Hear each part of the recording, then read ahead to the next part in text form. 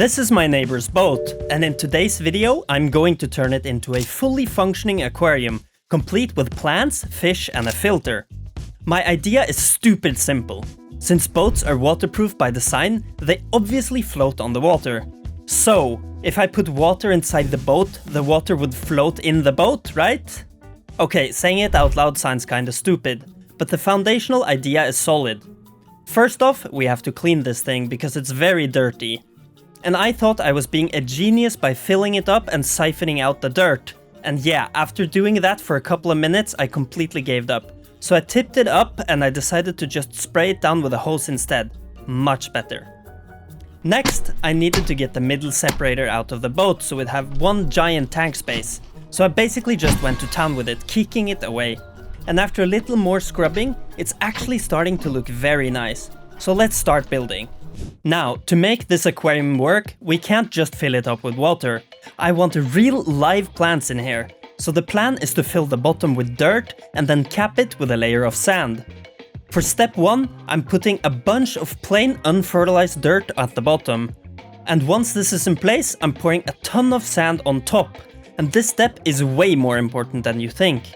If we skip the sand cap, the dirt will leach massive amounts of ammonia into the water column, and the water would basically just turn deadly for the fish in a couple of days.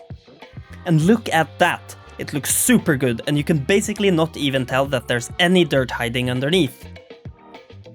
So, with the substrate done, we can fill it up just a little bit and we can start planting the plants. And for this, I basically just picked up extra plants that I had laying around, which is great since I'm poor and this cost me absolutely nothing. And one of the plants I'm using is really cool. It's called Bacopa caroliana, and it should eventually grow all the way to the top of the water and bloom with tiny little flowers, which I cannot wait to see. And now, to fill in the rest of the space, I went to a nearby lake and ripped out some random wild plants that I thought would look awesome in this setup. I planted these in the boat just like I did with the others, but they brought a lot of mud with them. And I also uprooted a lot of the dirt, which looks super disgusting. So to fix this mistake, I tried covering up the muddy spots with some extra sand to make it look nice and clean again. Now, for one of the most important parts of the build, the filter. And I could, of course, just go out and buy a massive pond filter, but since those are incredibly expensive, I thought I'd try to make my own. For this, I grabbed a large bucket and filled it entirely with lava rock, which is going to act as our biological filter media. I hooked it up to a 2000 liter per hour submersible pump, and I also attached a sponge filter to the pump's inflow. This setup is going to push water straight into the bottom of the bucket, and I know it looks extremely primitive, but it should function just as well as an expensive store-bought filter. So, to test it out, I plugged it in and filled the bucket right up without any problems. So all that's left to do now is to drill a hole into the bucket to let the water out. I didn't really think too hard about this part. I just grabbed the biggest drill bit I had and bored a single hole straight through the plastic. And I turned the pump back on to test it out. And it actually worked super well, but there was a catch. The pump was filling the bucket way faster than the water could escape through my single hole. So to fix this, I just drilled a second hole right next to it. And now the flow is absolutely perfect. And if you use a little bit of imagination, it actually kinda looks like a waterfall. So it's now been 2 weeks and the pond is looking a lot different, and I mean a lot different. The water has turned very yellow, which is probably just tannins leaching from the driftwood. Some brown algae has also started appearing, which doesn't look great, but the absolute biggest problem right now is the mosquito larva. We have gotten literally thousands of larvae swimming around the boat, absolutely everywhere, and it looks disgusting. But don't worry, I have a plan to fix all of these issues.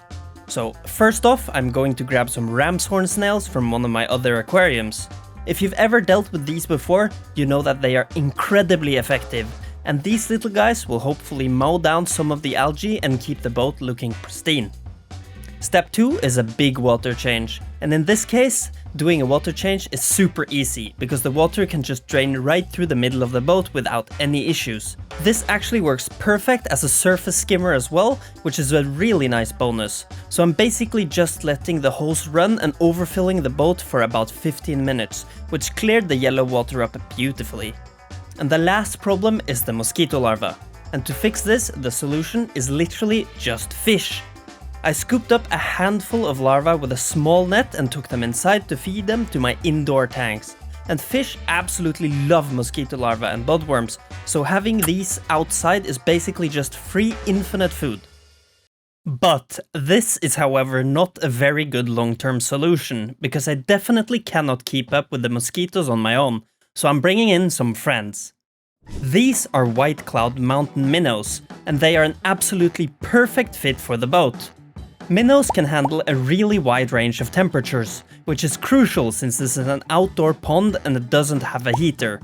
But most importantly, they will actively hunt down and eat the mosquito larvae, keeping the population in check. So I added them into the boat and I was very excited to sit back and watch them go to town on the larvae.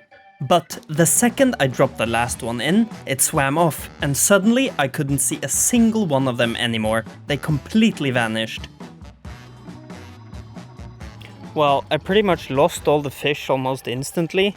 I saw some of them swimming over there in the corner, and then they just disappeared. So I'm assuming they're hiding out underneath some of the hardscape, which is totally fine because they're in a new environment and they're probably a little cautious. So I think I'm gonna come back tomorrow and see if they have cleared up some of the mosquito larvae and if they're more out in the open. So I'll see you then. It has now been over a week and I have some very good news. But at first glance, it doesn't look very good. The water has turned really yellow and cloudy again. But then when you look a little more closely, you can see a completely different story. The pond is absolutely thriving. There are insects, there are snails, and there are even tiny fish fry everywhere you look. And we also have new plant growth starting to poke out from the sand, which is going to grow in and look amazing over time. But the absolute best part, the mosquito population is finally under control. And I still see one or two larvae floating around here and there, but the vast majority are completely gone. And that means that the minnows are doing exactly what they were hired in to do, eating the bugs. And the whole setup is becoming almost entirely self-sustaining. The snails have also been putting in a ton of work keeping the algae to an absolute minimum, since I haven't seen much growth at all. So at this point, nature is starting to balance itself out, but there is still one task that's remaining. Okay, so I've removed some of the fish fry I found just so they don't get sucked out of the boat when I do the water change. When I add the water through the hose, it drains through the middle, and I'm afraid that they're gonna get like skimmed out. The rest of the fish fry are kind of big, so they are dwelling like in the middle water section, so I think they're gonna be fine.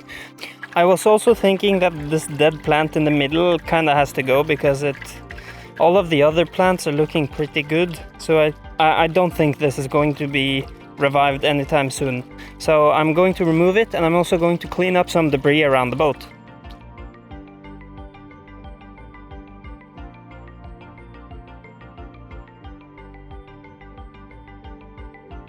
Alright, so I think I've changed about 20% of the water now, and I will do the rest tomorrow since I don't want to change too much of the water the same day, which could be bad for the fish, I don't really know.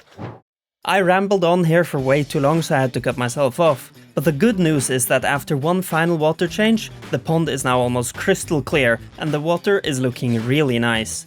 And you can actually now see all of the new plants that are started to sprout from the bottom. And these guys are actually growing incredibly fast, which I honestly didn't expect, and they're looking a lot like Vallisneria, but a very giant one. The fish, however, aren't exactly easy to spot. In fact, just so you guys could see them a little bit better, I actually had to force them to vacate their little hiding spots by poking around with a stick. And in retrospect, I probably should have picked a different species that stands a bit out more, maybe like a goldfish or something, but you live and you learn. The same goes for the Bacopa carliana. It doesn't seem to have grown at all over the past month and a half, which is a bit sad since I really wanted to see it flower. But overall, I think the whole project has been a massive success. Not only does it brighten up this random space behind the garage, but it also is going to breed fish that I can potentially sell in the future. So thank you guys so much for watching, and bye bye.